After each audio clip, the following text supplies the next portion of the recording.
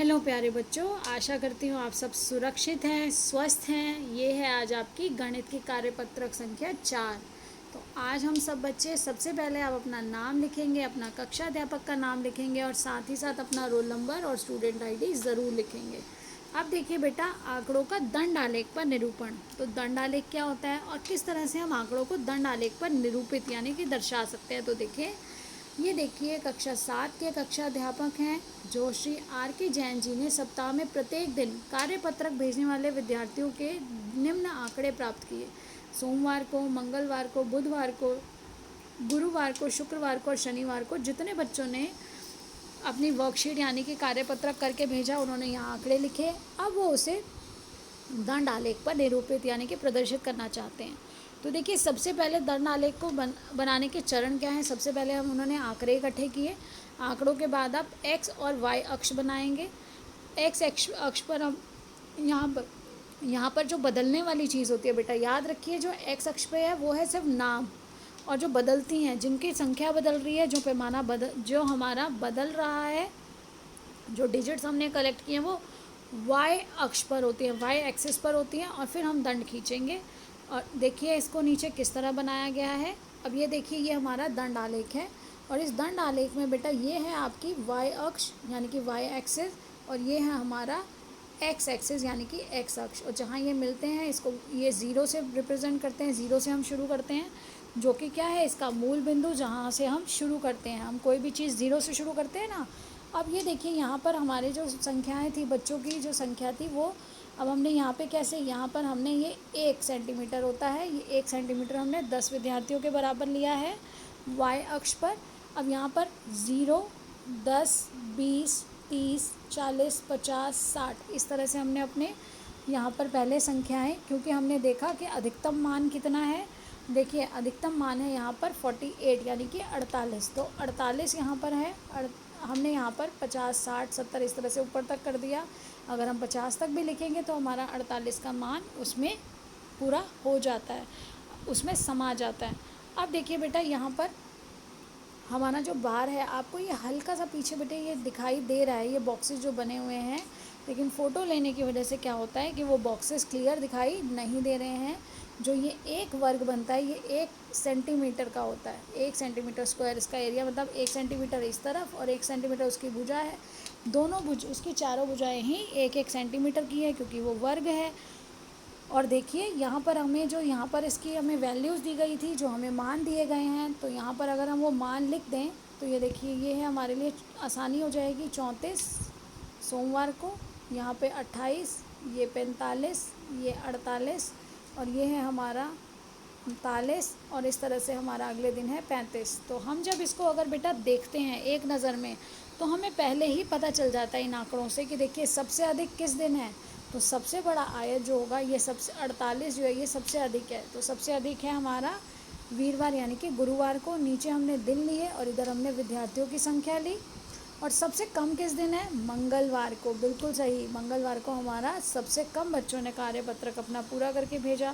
तो इस तरह से हम इन आंकड़ों को उसके बाद इनका इस जो डिटेल है, जो आपको सामने आपने निरूपित किया, दंडालेख बनाया, तो अब इसके बाद आप उसकी स्टडी को उसकी व्याख्या करते हो कि किस दिन आप देख के पहचानते हो किस दिन कितना वेरिएशन, कितना अंतर आया। अब देखिए, सबसे कम कब है, सबसे कम हमारा था 28 दिन यानी कि मंगलवार को। और यहाँ पर आपको ये देखिए, इसको देखते ही समझ में आ रहा है कि सबसे कम हाइट किसकी है, इसकी, क्योंकि 28 कहाँ आएगा, 30 से थोड़ा सा नीचे।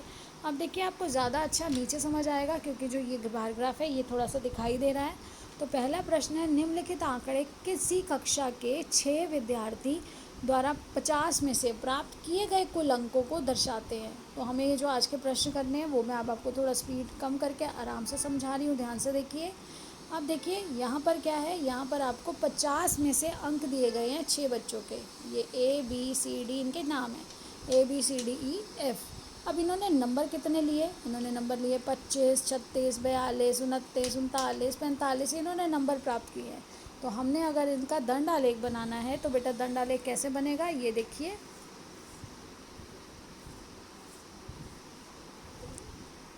यहाँ देखते हैं हम, ये दंड आलेख है। तो इसमें देखिए हमने सबसे पहले क्या लिखा, हमने यहाँ पे बच्चों के नाम लिखे, एक्स एक्सिस बनाया यानी कि एक्स अक्ष बनाया, वाई अक्ष बनाया। एक्स अक्ष पे हम क्या दर्शा रहे हैं, हम यहाँ पर नाम दर्शा रहे हैं, ये हमारा एक्स अक्ष हमने लिखा, यहाँ हमने ऊपर वाई अक्ष लिखा हुआ है। फिर हमें ये ज़रूर बताना है कि हम एक्स अक्ष पे क्या दर्शा रहे हैं और वाई अक्ष पे क्या दर्शा रहे हैं। पहले ये 2 चीज़ें ज़रूर करनी है।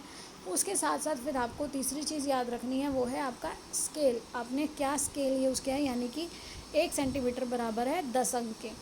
अब उसके बाद देखिए बेटा, यहाँ पर आपका है हमारे जो यहाँ स्टूडेंट्स का, बेटा मैंने इसके अंदर ही लिख दिया है। इसके अंदर लिखने का कारण क्या है कि वीडियो में बार बार जब आपका ऊपर नीचे करते हैं तो उसको समझने में मुश्किल हो जाती है। आपको हमेशा ध्यान रखना है कि एक बराबर दूरी पर ही हम ये निशान लगाएंगे।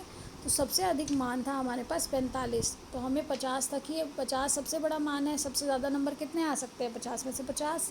तो हमने क्या किया, 0, 10, 20, 30, 40, 50, इस तरह से हमने 10-10 के अंतर पे ले लिया। और यहाँ पर हमने बिल्कुल बेटा देखिए ये एक बॉक्स को छोड़ के मैंने ABCDEF इस तरह से दर्शाया है। सबसे पहले देखिए 25। अब बच्चे ए ने 25 अंक प्राप्त किए थे, तो ए ने जो 25 अंक प्राप्त किए मैंने उसको ये 1 सेंटीमीटर से ए को दर्शाया है। मुझे यहाँ पर आयत बनाना है जो दंड आलेख है। अब यहाँ देखिए 25 कहाँ होगा, 20 और 30 के बिल्कुल बीच में। ये जो पतली लाइन है ग्राफ में हमेशा ये दी होती है, ये थोड़ी हल्की होती है, और जहाँ पर पूरा 10 हो जाता है वो थोड़ी डार्क होती है। तो यहाँ पर देखिए उस पर आपने पहले लाइन डाली, ये 25 आपने बिल्कुल ले लिया। इसके बराबर आप स्केल से लाइन डालेंगे और नीचे इसको यहाँ से यहाँ जॉइन किया है। तो मैंने उसको बाहर की तरफ पिंक से इसलिए जॉइन किया ताकि आपको ब्लैक लाइन अच्छे से दिखाई दे। आपको ये सीधा सीधा लाइन से जॉइन करना है।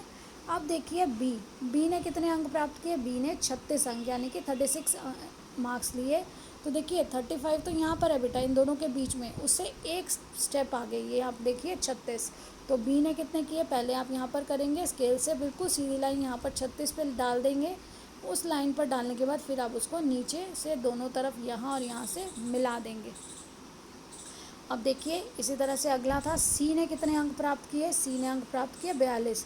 तो ये है हमारा 40, 40 से दो छोटे बॉक्सेस आप ऊपर जाएंगे तो वो हो जाएगा 42। पहले आप यहाँ पर पैरेलल लाइन डालेंगे इस तरह से, जैसे ये डाली है मैंने, ये लाइन डालने के बाद फिर आप इसको नीचे से स्केल से सीधा सीधा मिला देंगे।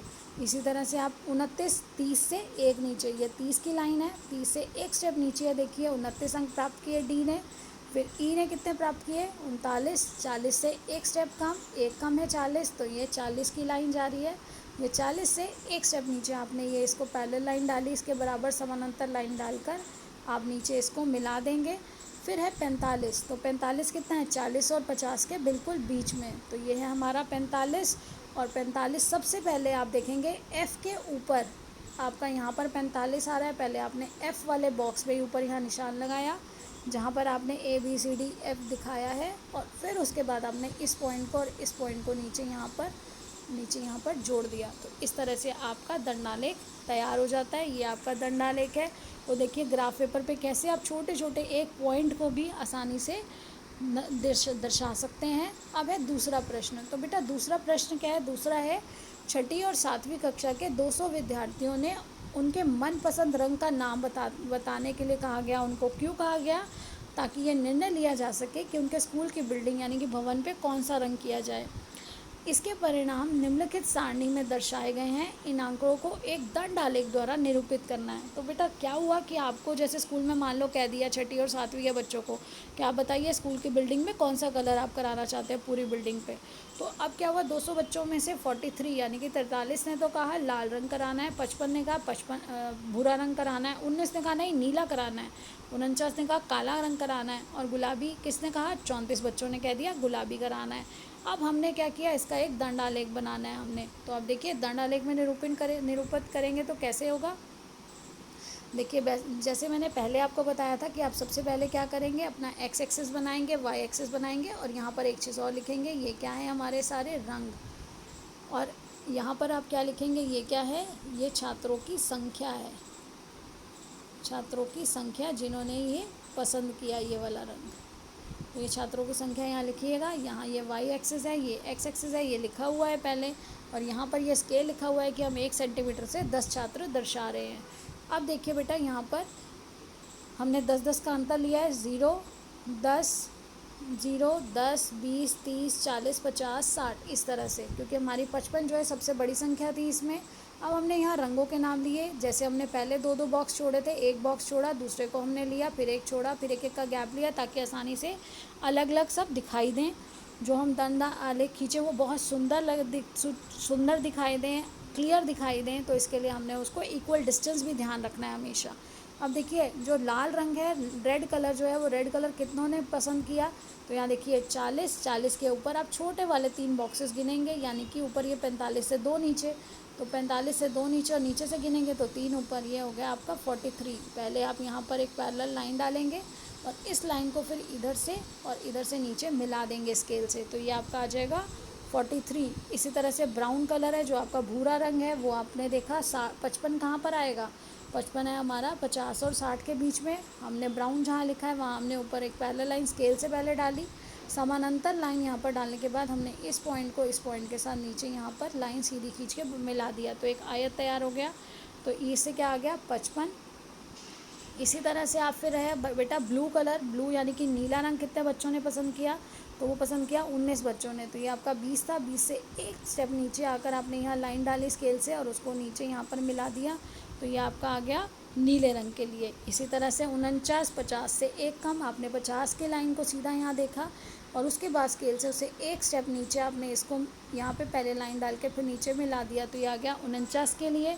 अब यहाँ पर है पिंक यानी कि गुलाबी रंग, गुलाबी रंग 34 बच्चों ने पसंद किया था बेटा, 34 यानी कि 30 और 40 के आधे से एक कम, तो इसका आधा यहाँ पर है, आधे से एक पॉइंट कम जब आप ग्राफ पेपर पे करोगे। उसके बाद यहाँ पे आपने जहाँ पर पिंक लिखा है उसके साथ ऊपर समानांतर ये लाइन डालकर नीचे इसको ऐसे मिला देंगे, तो इस तरह से आपका ये दंडालेख तैयार हो जाएगा।